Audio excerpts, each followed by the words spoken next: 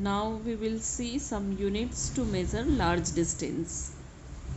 Astronomical unit AU. It is average distance from center of the sun to center of the earth.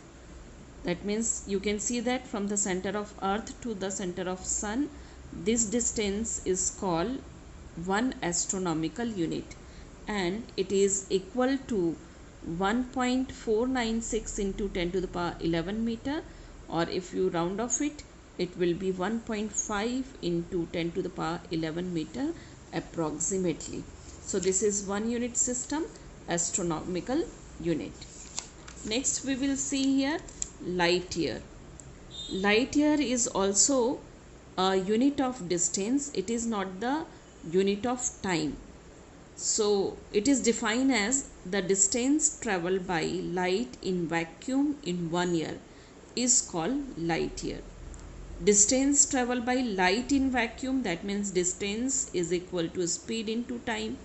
We know that light is an electromagnetic wave, and all the electromagnetic waves are having same speed, that is equal to 3 into 10 to the power 8 meter per second.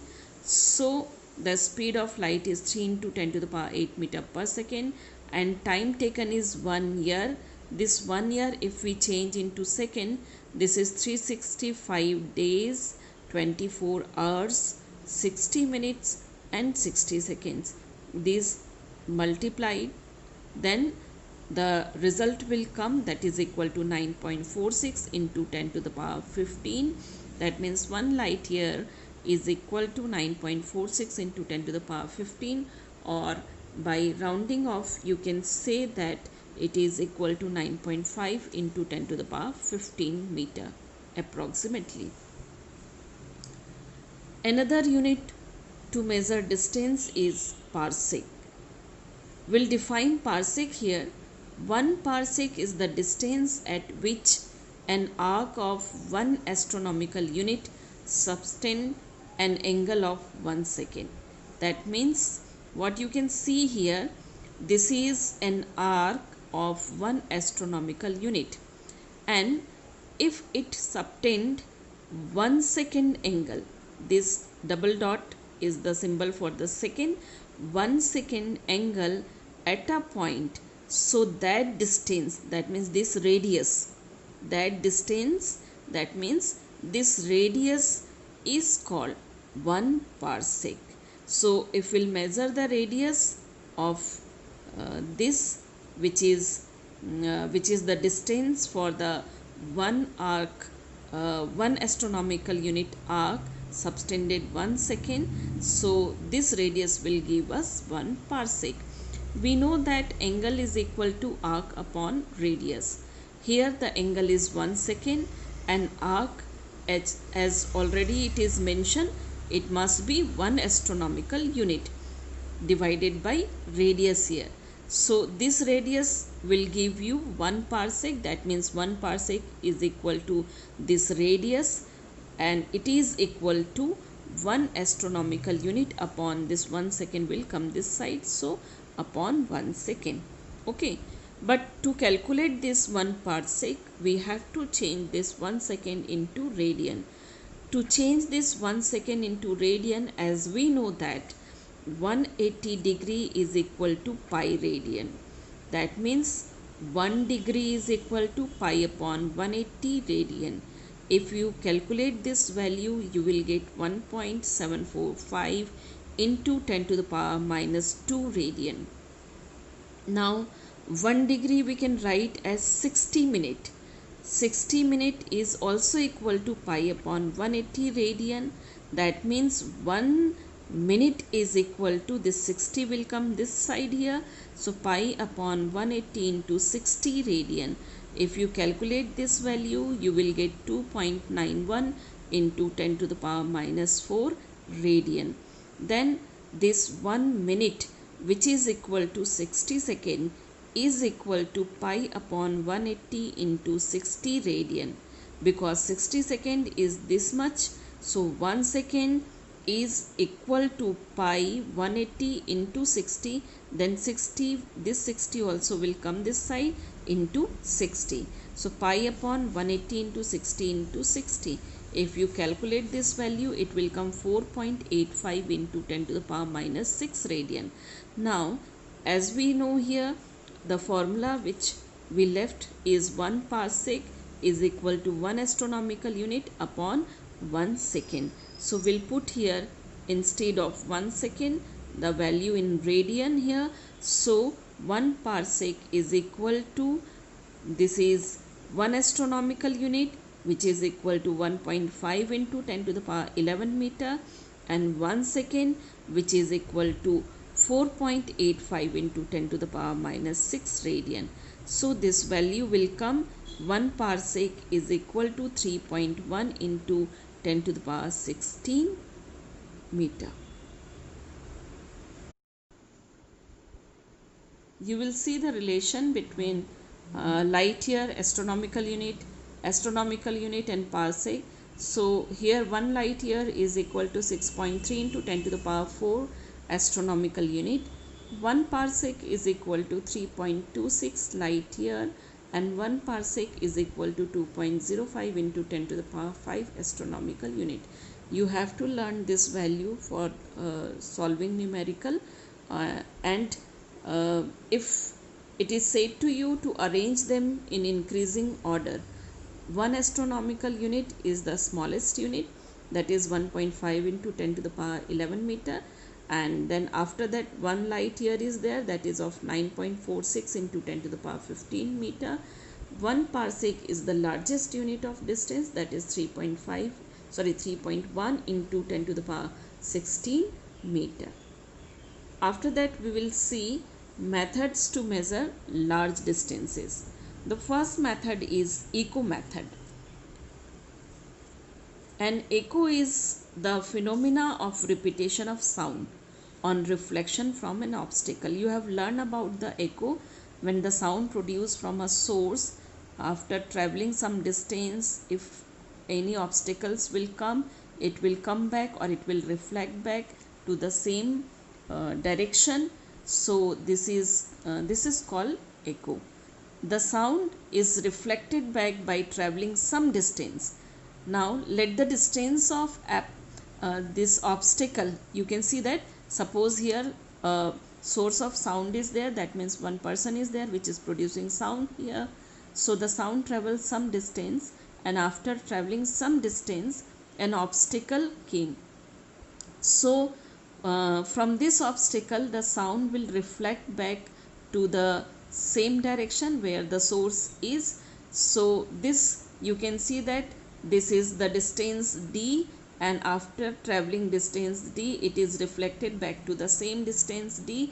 That means the distance traveled by the sound wave is 2d here. So when we know the time and the velocity of the sound, we can easily calculate the distance.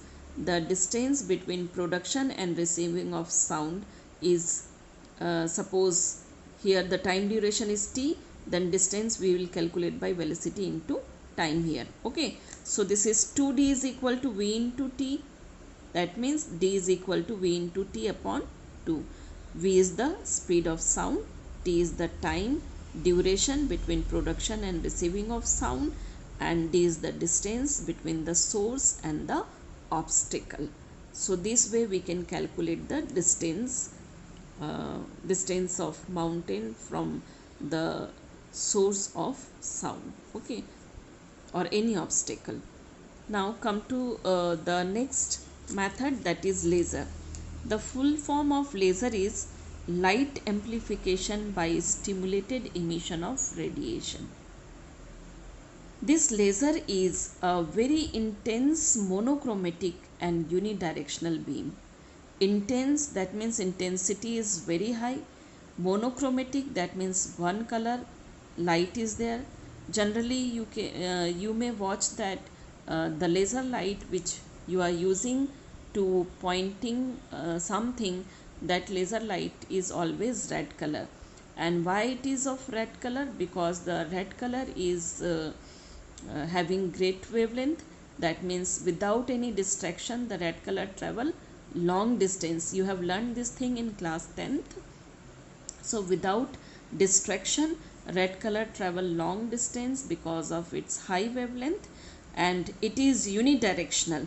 That means no distraction is there. So obviously this laser beam will travel very long distance, and these properties, because of the monochromatic, because it is monochromatic light and it is very intense, unidirectional, so these properties of laser light can be exploited to measure long distances. We can find the distance of moon from earth by this method. The laser beam transmitted from earth is received back on earth after reflection, and time period between transmission and reception of the beam is measured accurately. So by the formula, distance is equal to velocity into time, or the 2d is equal to c into t. C into t. C is the velocity of electromagnetic wave, because the laser is also an electromagnetic wave. So c is stand for the speed of electromagnetic wave, which is equal to 3 into 10 to the power 8 meter per second. So 2d is equal to c into t, or d is equal to c into t upon 2. By this formula we can calculate the distance. One question is given here, the exercise question, that is of 2.29. A laser light beamed at the moon takes 2.56 seconds to return after reflection at the moon's surface. How much is the radius of lunar orbit around the earth? We'll use this formula only, that is d is equal to c into t upon 2. C is about the laser light. As I told you, the speed of laser light is same as the speed of electromagnetic wave, which is equal to 3 into 10 to the power 8 meter per second. Time given here is 2.56 second. So we'll keep here 2.56 second in place of t, then divided by 2. If you calculate, you will get here 3.84 into 10 to the power 8 meter. That means the radius of lunar orbit is of approximately equal to 3.84 into 10 to the power 8 meter. Now third method to measure large distance is radar. Full form of radar is radio detection and ranging. Here the radio waves are transmitted in space all around from the radar station, and when they are intercepted by an object, that means when it is striking to any obstacle, or it is after striking it will come back, so it is called that intercepted by an object like aeroplane. They get reflected and received back at the radar station. By calculating the time interval between transmission and reception, we can calculate the distance by d is equal to c into t upon 2. Here you can see that this is the this way the radar is there. So from here, whatever the wave is transmitted, it travels some distance. This type of any obstacle will come in path of that wave, so it will strike to that obstacle, then reflect back to the same path and receive by the radar station. So if you know the duration of this time, so easily you can calculate the distance of this obstacle from the radar station. So d is equal to c into t upon 2. Once again the velocity is written here c, because radio wave is also a type of electromagnetic wave, which is equal to 3 into 10 to the power 8 meter per second. Okay, now the fourth method is given here. The fourth method is given here is sonar. It is, the full form of sonar is sound navigation and ranging, and this method is used for detecting an object underwater and measuring its distance using ultrasonic waves by calculating time delay between generation of probe wave and the reception of its echo after reflection. You can see that a ship is there, one transmitter and receiver is here. From this transmitter, the sonar, that means the ultrasound produced here, which is reflected by the enemy submarine or any obstacle, and it will be reflected and received to this reception part.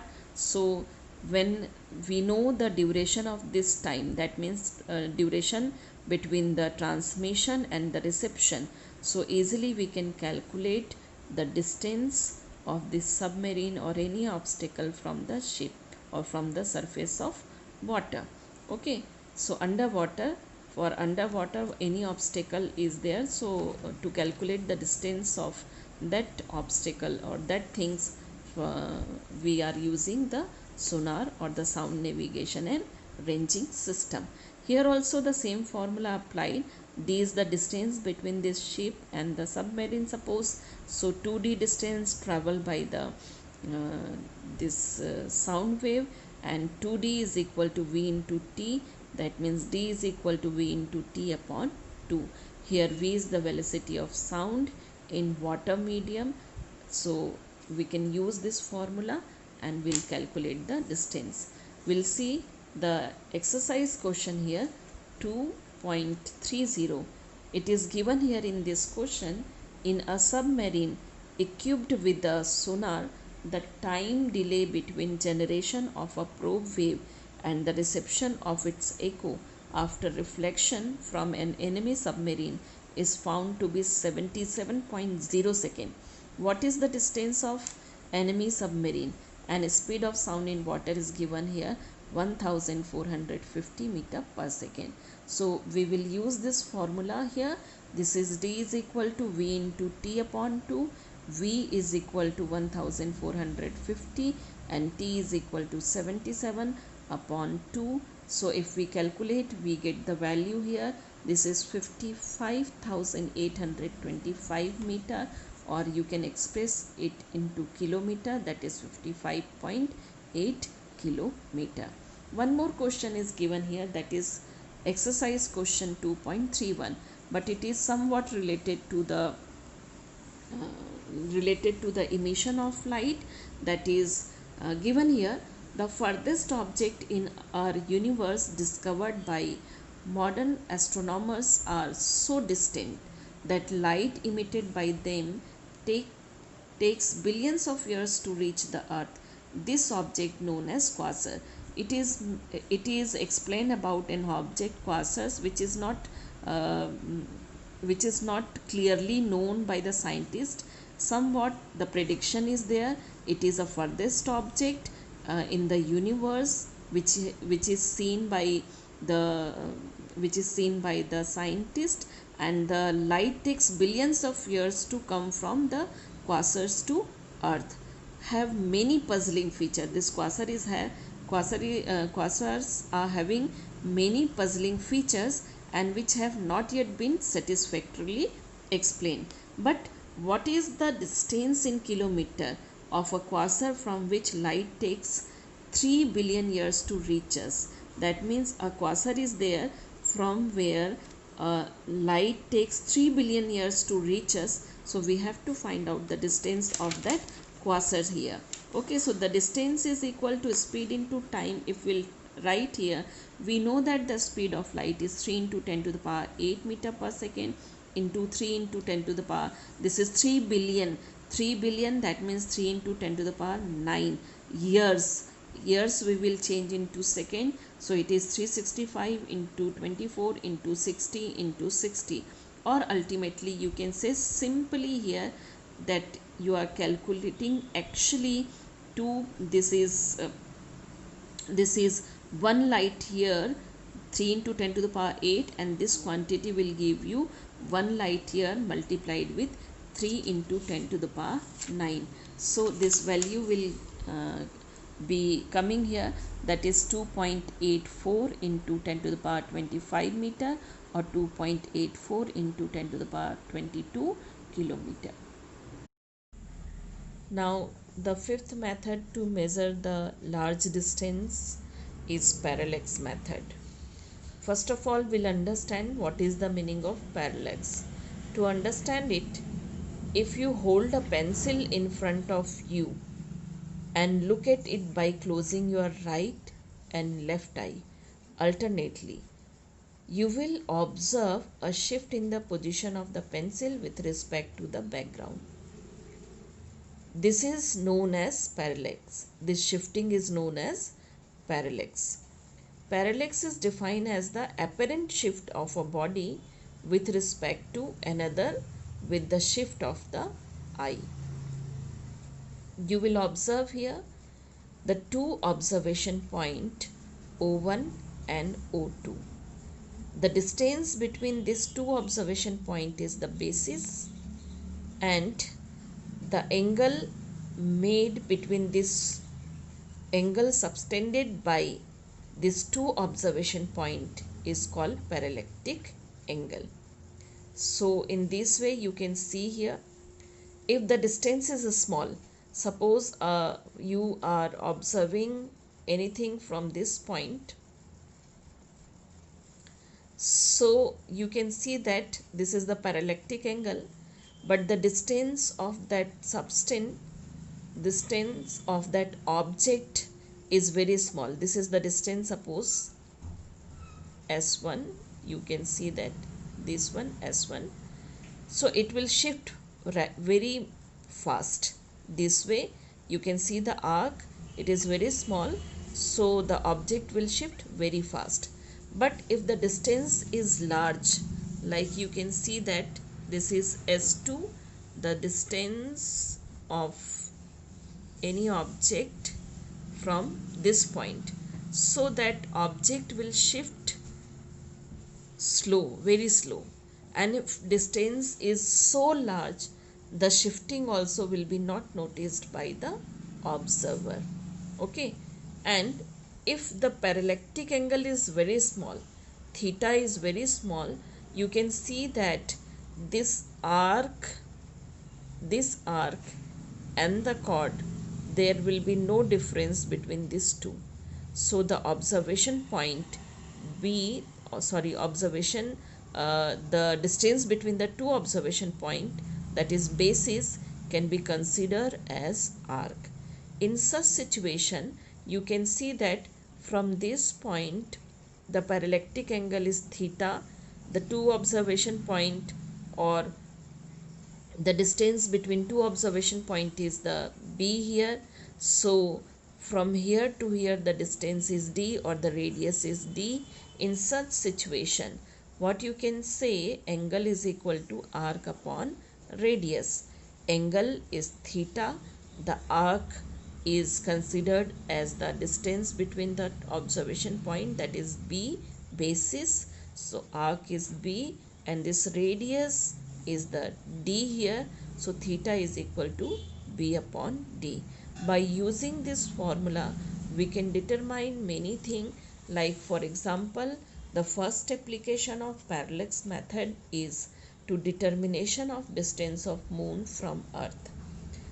To determine the distance of moon from earth, we'll observe the moon in two diametrical position of the earth.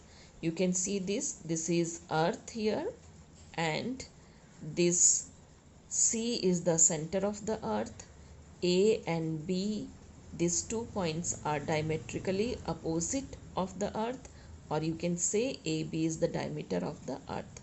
From A, if you observe moon with respect to a distant star S by astronomical telescope, you can find out the angle between these two, the distant star and the moon, that is equal to theta 1.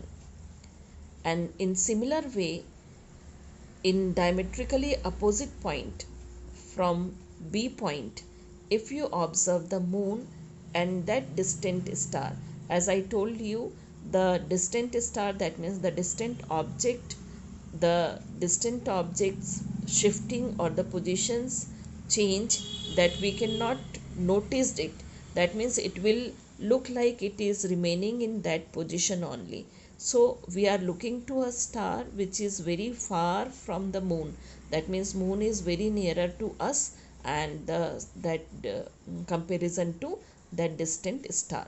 So the position of a star, if you are watching from A and if you are watching from B, it will look just upward you, or just means you can see in this way directly to the star. Okay, so the position will not change in. So here you will see that here from A we are watching the moon, and comparing with this distant star, the parallactic angle between these two we have noticed, that is theta 1. From B point we have watched the star and moon, and the parallactic angle we have noticed by the astronomical telescope is theta 2. So you find that this is from these two diametrically opposite point, the parallactic angle of moon is theta 1 plus theta 2. We can observe in this way from moon, if you just draw a perpendicular line like this way from C to M, so theta 1 and this theta 1, these two are the alternate angles, and this theta 2 and this theta 2 will be the alternate angles, so these are equal. That means the total angle is theta 1 plus theta 2, which can be noticed by the, or which can be calculated by the astronomical telescope. When we are knowing this theta 1 plus theta 2 which is equal to theta, we will apply directly this formula, that angle is equal to arc upon radius. This time angle is theta here, which is equal to theta 1 plus theta 2, and arc is AB. This is AB. If the parallactic angle is very small, we can consider this chord as arc, as I explained to you before. So AB and AM, you can see that this AM is the radius here. Now the parallactic angle is very small, so this AM and this MC can be equal, approximately equal.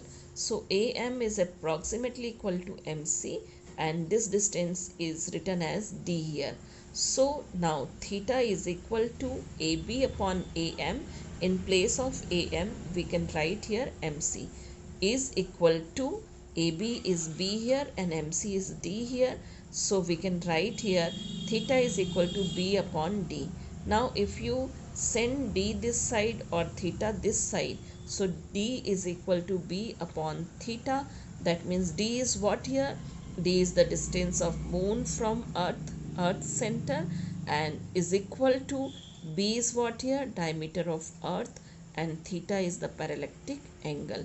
By knowing the diameter of earth and the parallactic angle, we can easily calculate the distance of moon from center of earth. By this method, we can also calculate the distance of sun from earth by this method. Now we'll see second application of parallax method to determine the distance of near star from earth.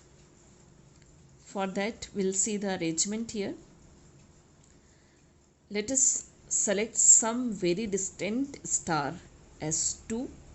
You can see that this S2, whose direction and position may be considered to be unchanged even after 6 months. Why we are taking in this way? You can see here, this is the sun and this the position of earth at a time, that is A. After 6 months, this earth will revolve around the sun in this way, and after 6 months it will reach to the point B, just opposite of the diametrically opposite to the this orbit of the earth around the sun. Okay, so at that time here, when the earth is in position A, that time we are focusing to a distant star S2 and the near star S1, and notice the parallactic angle between these two, that is theta 1. After 6 months, the position of the distant star will be not changed from the earth, that means the relative position of earth and the distant star will be same. Now we will focus the near star also, measure the parallactic angle between these two, that is equal to theta 2. So we will measure this theta 2. After knowing this parallactic angle of near star S1 from position A and from position B of earth is theta 1 plus theta 2. When we know this theta 1 and theta 2, we'll directly apply the formula theta 1 plus theta 2. This is equal to AB basis upon SS1, the distance of near star from here. This is SS1. This SS1 is nothing else. This is the, you can see here, this is SS1. एक minute